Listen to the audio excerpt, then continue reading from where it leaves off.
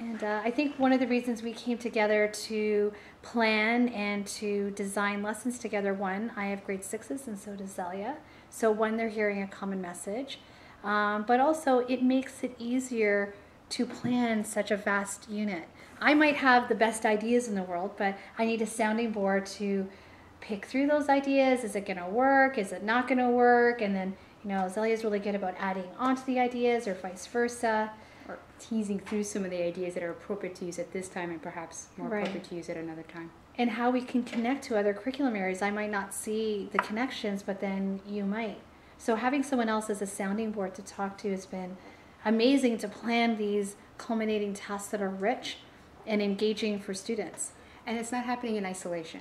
I find that when I'm alone, I feel overwhelmed. There's just too much to look at. When I look at this over here, that's a lot to look at. But then when we sit down and we have that dialogue and we tease out what can we cluster together to overlap our ideas so we're doing more than one thing at a time, it really just makes it easier, one, as an educator, to plan and cover the curriculum, so it's not like a checkoff list.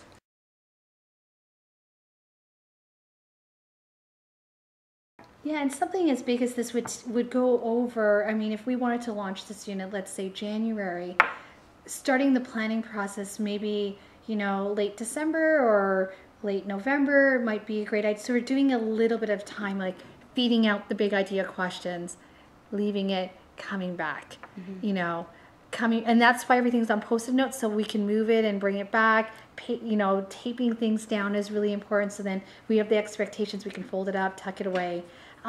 So we do it in stages, always starting, looking at the curriculum, feeding big ideas there. How are we going to get there?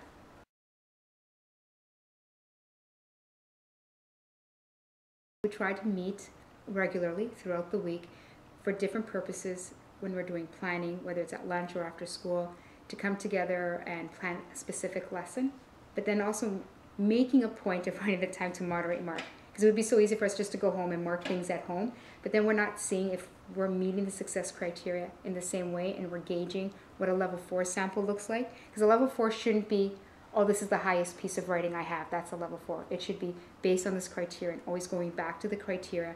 Is that a level 4 piece of writing?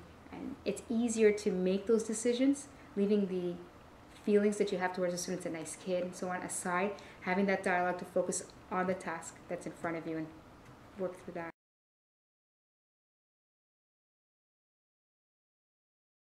And moderated marking is key, just so we're evaluating and we're not judging the students based on their name, but based on the success criteria that the students develop, based on the learning goals that we have for them, that links back to the big ideas. And that's one thing that we didn't mention during the model, is that creating that success criteria and having the students help us put that together, and then how we connect it back to the achievement chart. So that would happen throughout this. And even though we have a pretty good idea what the success criteria would look like, co-constructing it with the students just allows for that sense of ownership and ensuring that they have a better understanding. The big part of that is, and we only discovered that through talking, is that once they know the success criteria, and that's what we're using when we're doing the assessment as and of, there's no moving target. So the kids know exactly from the beginning what we're going to be looking for at the end, and we're working through that to make sure that they are as comfortable and familiar with it as possible. Absolutely.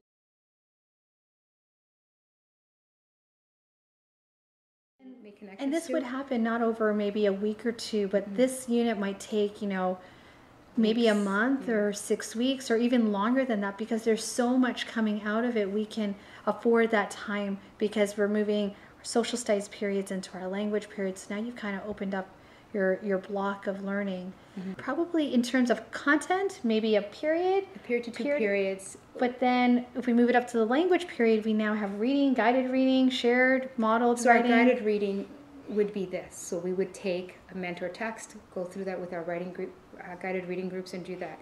That we mentioned that there was articles that we put out in a newspaper. We would model that through our guided reading sessions before actually having it as a subtask within the social studies, because they need all these strategies to be developed along the way, so that when it's time for them to start doing them, we're setting them up for success. We want them to be successful, so we have to lay down the foundation within our language program.